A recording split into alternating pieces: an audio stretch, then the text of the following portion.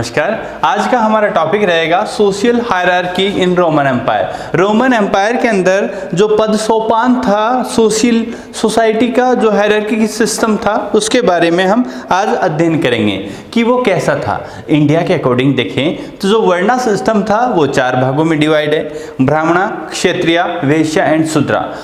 इसी आधार पर हम देखेंगे कि यूरोप का स्ट्रक्चर कैसा था वर्णा सिस्टम का। आइए चलिए देखते हैं।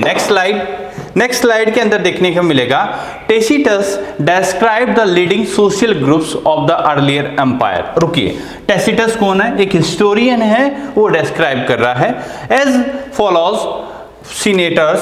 senators, leading members of the patricians class and the respectable sections of the peoples and those attached great houses and the finally the slaves।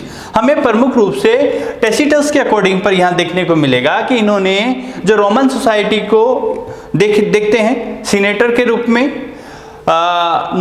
हम देखें नाइट्स के रूप में या अश्वारोही के रूप में या रेस्पेक्टेबल या सम्मानीय परिवार के रूप में, या फिर those attach to the great houses जो प्रमुख रूप से रॉयल फैमिली से अटैच थे उनके रूप में, और लास्ट में हमको स्लेव के रूप में देखने को मिलता है टेसिटस के according. Early 3rd century when the senates nearly 1000 approximately half of all senators still came from the Italian family।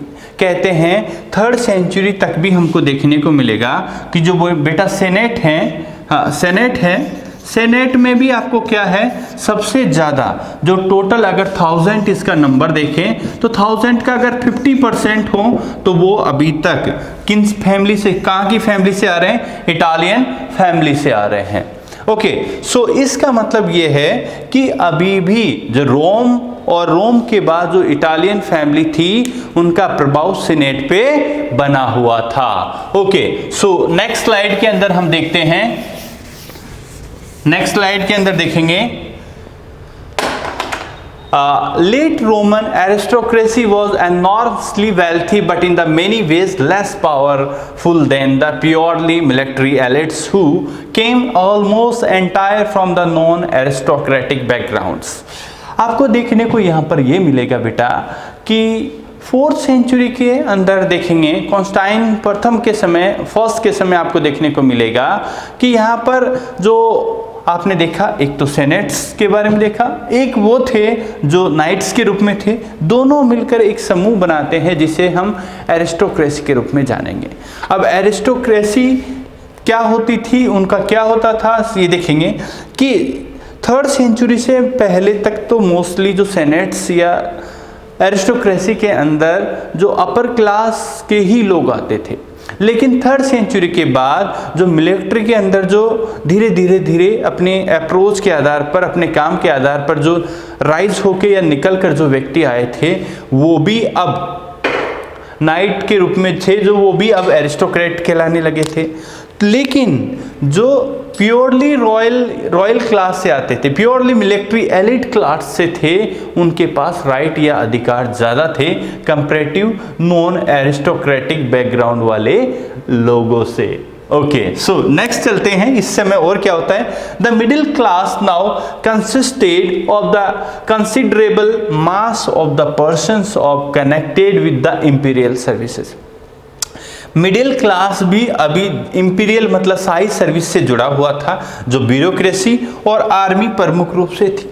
जो आर्मी हो या जो शाही सर्विसेज हो या ब्यूरोक्रेसी से जुड़ा हुआ था, इस वजह से देखते हैं। But the also the more prosperous merchant and farmers of whom there were many in the eastern provinces. इनके अलावा इनको भी हम देखेंगे, उससे पहले इनको समझ लेते हैं। कहते हैं मिडिल क्लास इन सभी से जुड़ने की वजह से इसके पास मतलब ये भी प्रोस्पर्स था, अच्छी इनकम होती थी मिडिल क्लास की। लेकिन हम देखेंगे कि इसकी पूरी आजीविका का मेन सोर्स जो रोमन एम्पायर से मिलने वाली सैलरी पर ही बेस्ड था। लेकिन इसके साथ साथ देखेंगे मर्चेंट हो, फार्मर हो, स्लेव्स हो, उनकी भी अच्छी कंडीशंस हमको देखने को मिलती है। कहाँ पर? रोमन एम्पायर में। नेक्स्ट स्लाइड के अंदर हम देखेंगे the monetary system of the late empire broke with the silver base. कहते हैं silver based currency of the first 3 centuries because the Spanish silver mines were exhausted।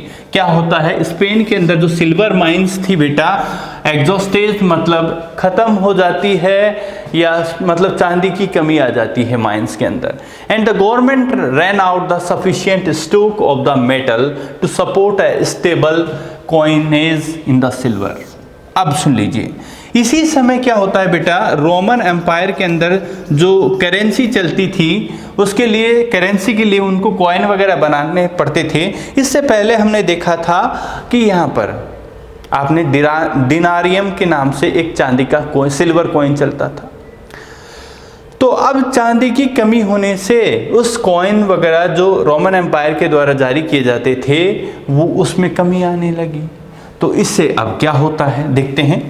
कॉन्स्टाइन found the new monetary system in the gold. अब क्या हुआ, अब silver की कमी आने के कारण अब सिल्वर की जगह किसके सिक्के चलने लग गए, गोल्ड के। And there were vast amount of this in circulation throughout the late antiquities. कहते हैं अब कॉन्स्टाइन ने सिल्वर के सिक्कों की जगह गोल्ड के सिक्के, जिसे आप सोलिडस के नाम से भी जानेंगे, वो सिक्के प्रारंभ किए। ओके, आगे देखते हैं। अब सोलिडस सिक्के चलाने से क्या हुआ वो भी देख लेते हैं बेटा। इस वजह से जो ब्यूरोक्रेसी और आर्मी, इन समूह में रहने वाले लोगों की इनकम डे बाय डे बढ़ने लगी और वो ज़्यादा से ज़्यादा मोर प्रॉस्पेरस होने लगे। इससे और क्या हुआ मानसिंह सर, इससे ये हुआ भाई, इनकम बढ़ने से उनकी लाइफस्टाइल में भी चेंजेस आने लगा। अब जो सरप्लस अमाउंट उनकी लाइफ में रहने लगा या उनकी जो बचत होने लगी, उससे वो मतलब लैंड परचेज में भी इन्वेस्ट करने लग गए।